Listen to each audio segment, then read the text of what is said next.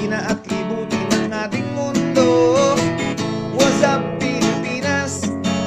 Aming ibibigay ang inyong gusto. What's up, Pilipinas? Sir, ano feedback mo? Ano reaction mo? Para lang sa inyo. What did you hear? What's up, Pilipinas?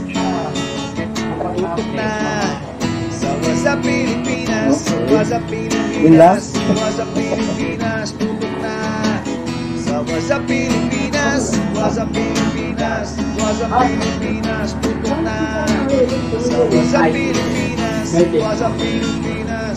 Yes, sir. Pilipinas? Tutok na sa What's up, Pilipinas? What's up, Pilipinas? What's up, Pilipinas? This is the future. Future ba? Hindi ba present?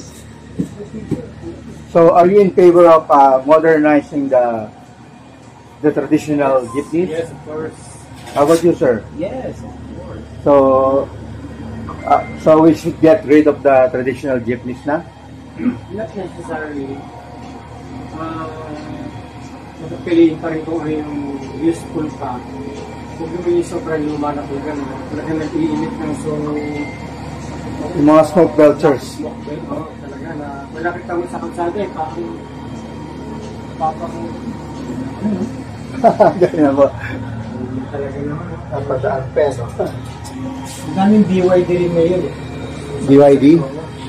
So, dapat we should get rid of na yung mga we go electric na. Yes. Electric vehicles. Go electric vehicle, sport. Kaya lang, ang concern pa rin ng mga tao is yung charging. Kasi convenience.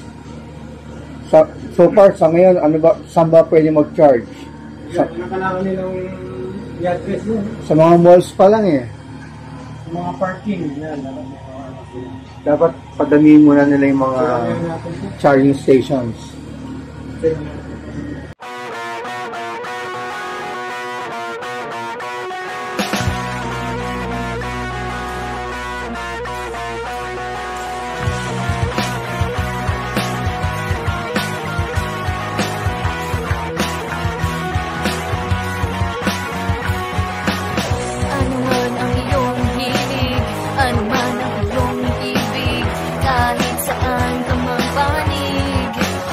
Pilipinas!